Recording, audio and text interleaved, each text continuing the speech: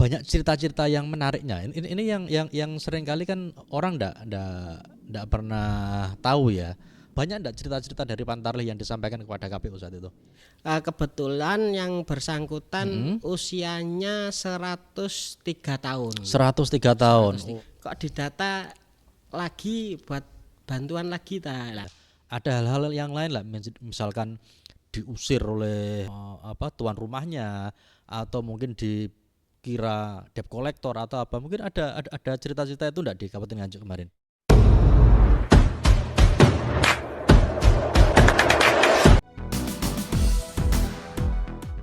Assalamualaikum warahmatullahi wabarakatuh. Apa kabar teman pemilih semua?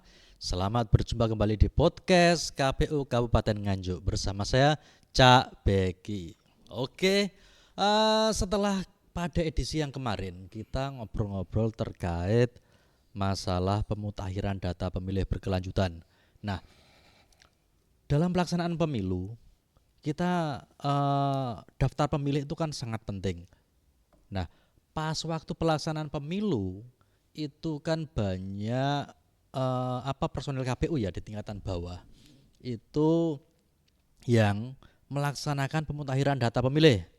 Ada Pantarlih, ada PPDP. Nah, di situ kan tentu dengan banyaknya personil KPU di tingkatan bawah dalam pelaksanaan pemilu dan pilkada, tentu kita banyak cerita-cerita menarik yang perlu diungkap di khalayak ya. Tentu ini mungkin cuma terjadi ketika pada masa-masa pelaksanaan pemutakhiran data pemilih di tingkatan bawah oleh Pantarlih atau PPDP. Nah, untuk menceritakan hal-hal yang mungkin bisa hal-hal yang lucu, hal-hal yang itu sudah datang bersama saya seperti narasumber yang kemarin juga, Divisi Perencanaan Data dan Informasi, Bapak Ahmad Zamzami atau biasa dipanggil Pak Azam. Selamat datang kembali Pak Azam di Siap, podcast Cak Beki. KPU Kabupaten Nganjuk. Ya, Iya, tentu kemarin pas waktu pelaksanaan pilkada ya, pas waktu pelaksanaan pilkada kita ini punya banyak Pantarlih. ya. Nah, Pantarlih ini kerjanya kan melakukan pencocokan dan penelitian data pemilih di masyarakat. Ya, di masyarakat itu tentu banyak cerita-cerita yang menarik yang perlu kita ungkap di khalayak, perlu kita ungkap kepada teman-teman pemilih semua hal-hal apa yang dialami oleh teman-teman Pantarlih yang bisa kita tangkap menjadi cerita-cerita yang perlu kita ungkap kepada teman-teman pemilih semua. Nah, Pak Azam bisa cerita enggak kira-kira apa kemarin yang pas waktu pilkada 2024 ini tentang hal-hal yang menarik lah pas waktu pelaksanaan pemutakhiran data pemilih yang dilakukan oleh Pantarlih itu. Ya, terima kasih Cak Beki atas waktunya. Betul saja ketika kemarin di tahapan pemutakhiran data pemilih kita dibantu oleh ad hoc kita yang khusus melaksanakan pemutakhiran data pemilih secara langsung.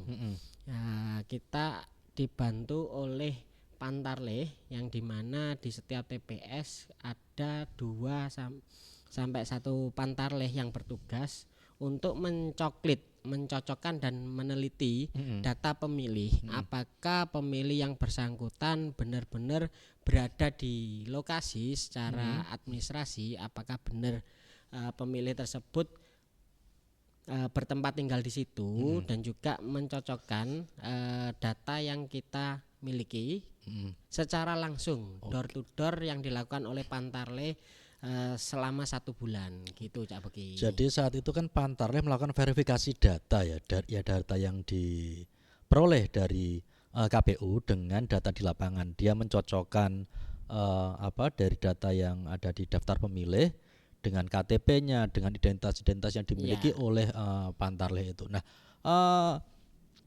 ini tentu banyak cerita-cerita yang menariknya. Ini yang sering kali kan orang ndak pernah tahu ya. apa yang dirasakan oleh Pantarlih saat itu? Banyak enggak cerita-cerita dari Pantarlih yang disampaikan kepada KPU saat itu? Ya, benar sekali, Cak Beki.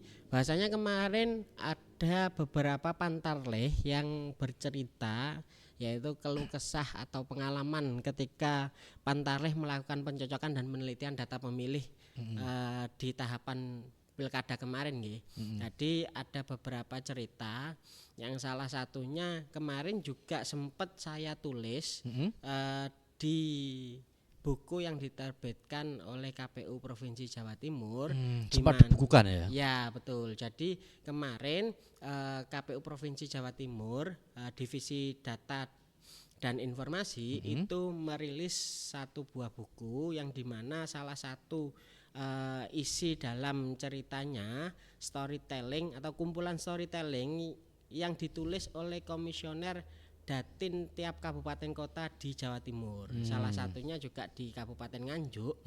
Saya menulis berbagi cerita langsung ketika saya melakukan coklit dengan Pantarlih di Kecamatan Ngluyu. Itu mencoklit pemilih yang berusia di atas 100 tahun. Wah. Jadi keseruan-keseruan itu yang saya rasakan langsung ketika melakukan pencoklitan dan penelitian data pemilih.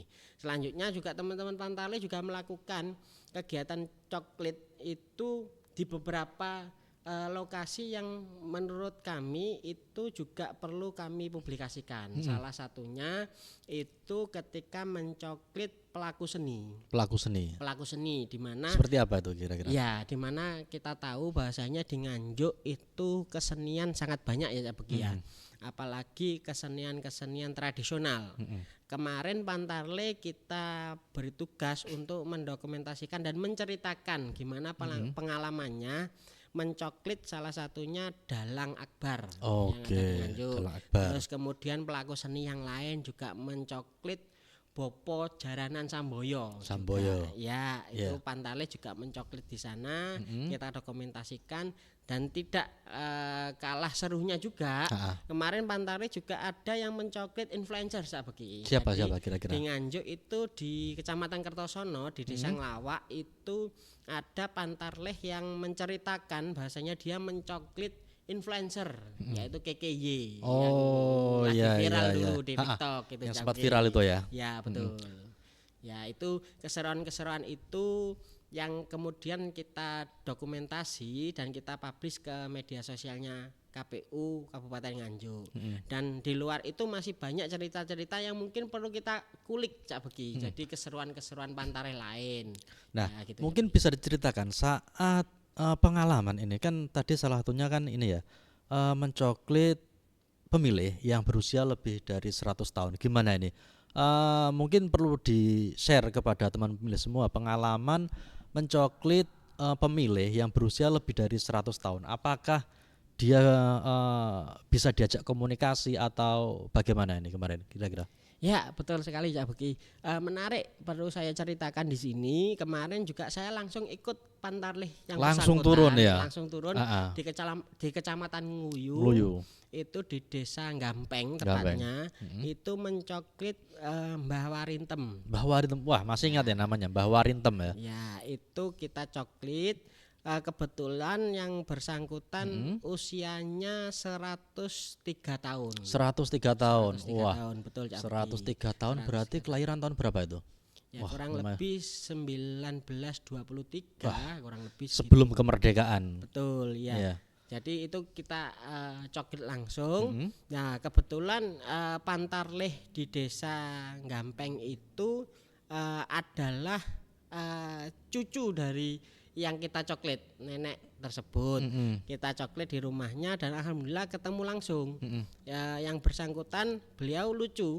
Gimana lucunya? Lucunya gini Cak Begi. Jadi kemarin ketika kita mencoklit itu kan datang dengan Pantarlih. Pantarlihnya itu kan cucunya sendiri. Itu menceritakan, "Loh, iki sopo didata gawe bantuan tadi." Gitu. Jadi kemarin juga sempat gitu. Kok didata lagi buat bantuan lagi lah. Dipikir bawa bantuan ya? Iya betul. Bantuan. Bener Cak Bagi, kita dikira nenek tersebut kita mendata untuk memberikan bantuan. Padahal kita juga melaksanakan tugas pemutahiran data pemilih. Terus bersama cucunya dijelaskan, kita cek secara de jure KTP yang bersangkutan apakah benar yang bersangkutan itu sesuai dengan data di Sidalih yang kita punya. Ternyata kita sandingkan antara KTP dengan data yang ada di Sidalih, di sistem data informasi pemilih itu sesuai, dan kita lakukan kemudian pencocokan dan juga penempelan stiker yang menunjukkan bahwasannya nenek tersebut sudah kami lakukan pencocokan dan penelitian, sudah dicoklit gitu Cak Beki. Jadi secara dengan umur segitu ya, secara komunikasi dengan Pantarlih atau dengan orang lain, yang bersangkutan masih bisa berkomunikasi secara normal ya saat itu ya? Ya betul. Wah, betul Cak Beki. Sangat sehat sekali berarti ya, beliau. Yang diceritakan cucunya juga selaku Pantarlihnya itu juga nenek tersebut masih melakukan aktivitas biasa ya, masih bekerja, bisa berjalan, masih bisa ya dalam tanda kutip bahasa sehari-harinya cetek geni, masih bisa cetek geni di dapur, masih bisa di dapur juga. Betul, ya. Cuma kendalanya pendengarannya sedikit saja menurun. Jadi ketika kita berbicara harus dengan suara yang keras, baru nenek tersebut bisa mendengar dan merespon. Oke, berarti gitu. Kalau komunikasi masih harus lebih dekat gitu ya, sama beliau dan dengan suara yang lebih nyaring seperti itu ya. Iya. Mungkin ada hal-hal pengalaman lain, Pantarlih lain. Itu kan tadi kalau dari di Ngluyu tadi itu kan mencoklit orang yang sudah sangat tua renta gitu ya. Ada hal-hal yang lain lah, misalkan diusir oleh tuan rumahnya, atau mungkin dikira debt collector atau apa. Mungkin ada cerita-cerita itu enggak di Kabupaten Nganjuk kemarin? Iya, betul saya Cak. Jadi kemarin juga sempat saya mendapatkan cerita dari salah satu Pantarlih. Itu dia ketika mendata pemilih itu kan enggak ada jam kerjanya atau jam mencoklitnya. Jadi mungkin ketika sore hari, ketika pemilih itu pulang dari sawah, pulang kerja, Pantarlih itu mendatangi pemilih untuk melakukan pencocokan dan penelitian. Ada salah satu Pantarlih yang mungkin dia itu yang bersangkutan tidak membawa atribut ya Cak Beki ya. Jadi atributnya seragamnya lupa dibawa ya. Jadi kemarin Pantarlih itu pakai rompi ketika mendata dan juga topi Cak Beki. Harusnya pakai rompi dan topi. Iya betul. Ya, tetapi itu pas tidak dibawa gitu. Ketika itu Pantarlih rompinya ketinggalan, jadi dia hanya membawa topi dan juga identitasnya itu tidak dikalungkan di yang bersangkutan di lehernya gitu ya. Di lehernya Pantarlih itu mengunjungi salah satu warga untuk mendata atau mencoklit warga tersebut. Nah itu tidak dibukakan pintu Cak Beki. Tidak dibukakan pintu. Kenapa katanya itu? Nah itu ternyata yang Pantarlih tersebut bercerita di hari esoknya itu Pantarlih tersebut datang lagi karena kemarin sempat diusir terus didatangi lagi. Tidak dibukakan pintu. Jadi ketika Pantarlih mengetuk rumahnya itu pemilih tidak membukakan pintu. Akhirnya Pantarlih esok harinya kembali lagi ke rumah yang bersangkutan dan memakai atribut secara lengkap, baik itu rompi, topi dan juga ID card yang dikalungkan di leher Pantarlih itu berkunjung ke sana. Terus Pantarlih tersebut juga menceritakan, "Lek, aku kemarin ke sini sore-sore ketika waktu pulang dari sawah gitu. Orang-orang pulang dari sawah. Terus pemilih itu bilang, "Oh alah, kemarin kamu toh yang notok-notok rumah saya." Saya pikir ya itu kalau di kita ya khususnya di Kabupaten Nganjuk ada yang namanya Bang Plecit. pemilih tersebut bercerita, tak kira Bang Plecet mulakno gak tak bukakno gitu. Oke, Jadi dipikir nagih iya, itu ya, nagih angsuran iya betul. hutang dari Bang Plecet itu ya. Iya betul ya begini gitu. Keseruan-keseruan itulah yang diceritakan Pantarlih ke kita. Jadi kita secara langsung hanya beberapa titik yang ikut mencoklit secara langsung turun ke lapangan. Baik itu saya, baik itu ketua KPU Kabupaten Nganjuk Pak Arfi juga melakukan coklit secara langsung mendampingi Pantarlih. Pak Romja juga gitu, Pak Nanang juga gitu, terus Pak Yusuf juga mendampingi secara langsung di beberapa titik untuk Pantarlih mencocokkan dan meneliti data pemilih secara langsung. Gitu Cak Begi. Nah, Nganjuk ini kan wilayahnya kan cukup luas ya, mulai daerah yang mudah dijangkau sampai dengan yang aksesnya mungkin sulit. Nah, ada enggak kemarin peristiwa-peristiwa yang diceritakan oleh Pantarlih untuk wilayah-wilayah yang sulit gitu atau medannya yang sulit, yang terjal atau apa? Ada enggak kemarin?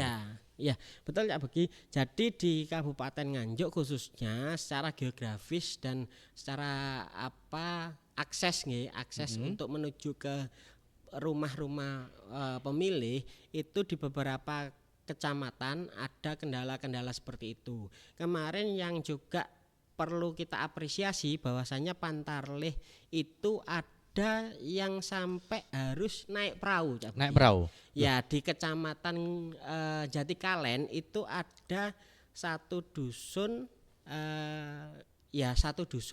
di Desa Munung dan juga di Desa Ndawuhan. Itu desanya harus ketika mengakses ke sana harus melalui Sungai Brantas Cak Begi. Jadi di Jatikalen itu Pantarlih naik getek menuju ke dusun tersebut untuk melakukan pencocokan dan penelitian. Nah, itu perjuangan Pantarlih yang perlu kita apresiasi. Jadi wilayah dusun tersebut di Desa Munung dan juga Ndawuhan itu secara geografis terisolir gitu ya, agak terisolir gitu ya. Harusnya di wilayah Jombang Cak Begi. Jadi di baratnya Sungai Brantas itu wilayah Jatikalen masuk Kabupaten Nganjuk.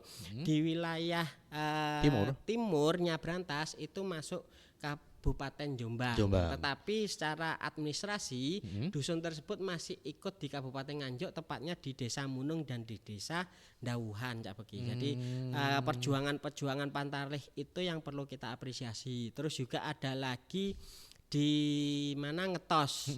Ngetos itu ada wilayah yang rawan longsor Cak Begi. Jadi aksesnya ketika hujan deras ataupun ketika ada longsor menutupi jalan itu jalan terputus. Jadi sehingga perjuangan Pantarlih itu juga perlu kita apresiasi dan saat melakukan pencocokan dan penelitian itu melakukan kerja-kerja yang sangat berat Cak Begi. Jadi ketika itu di daerah Ngetos itu ada beberapa rumah pemilih yang aksesnya hanya bisa dilewati oleh sepeda motor saja. Itu pun kalau lagi hujan deras sepeda motor tidak bisa ataupun tidak berani mengakses ke rumah pemilih tersebut gitu Cak Begi.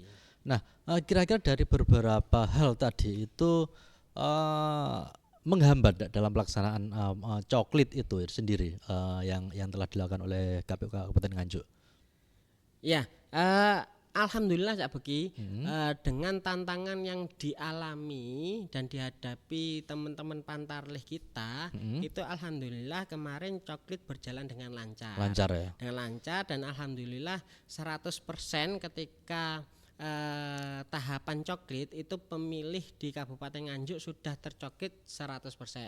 Bisa dilihat di Sidalih kita, sistem data informasi pemilih kita itu ketika Pantarlih melakukan pencocokan dan penelitian itu sudah 100% dilakukan oleh Pantarlih. Oke, jadi selesai semua kemarin ya. Iya, alhamdulillah selesai semua dengan perjuangan dan ikhtiar teman-teman Pantarlih ya, yang apalagi dengan medan yang begitu bermacam-macam, Pantarlih berhasil mensukseskan atau 100% mencoklit pemilih di wilayah Kabupaten Nganjuk. Oke. Nah, dari hasil pelaksanaan coklit yang dilakukan oleh Pantarleh pas waktu pilkada kemarin, itu berapa sih jumlah DPT pilkada kemarin untuk Kabupaten Nganjuk? Kemarin sudah ditetapkan di rapat pleno DPT Kabupaten Nganjuk, jumlah pemilih di Kabupaten Nganjuk ada 852.679 pemilih Cak Beki. Itu sudah tercoklit semua, di mana diantaranya kategori laki-laki ada 426.201 pemilih dan perempuan di 426.478 pemilih perempuan. Gitu Cak Beki. Jadi kemarin juga ada beberapa kategori yang kita coklit. Seperti itu Cak Beki. Nah,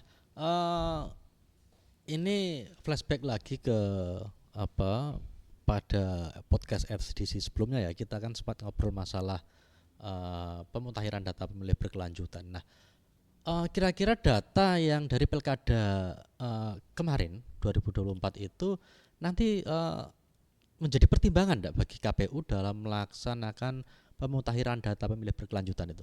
Ya, benar sekali Cak Beki. Jadi nanti data pemilih tetap terakhir pada Pilkada 2024 menjadi dasar untuk disinkronisasikan dengan data dari Kemendagri, yang dimana nanti jelas akan ada perubahan. Yang kemarin di DPT Pilkada itu sejumlah 852.679 pemilih, itu pasti ada perubahan Cak Beki. Jadi dasarnya dalam menentukan DPT untuk pemilihan atau pemilu di 2029 itu dasarnya dari DPT terakhir akan disinkronisasikan dengan DP4 yang diturunkan melalui KPU RI dari Kemendagri gitu.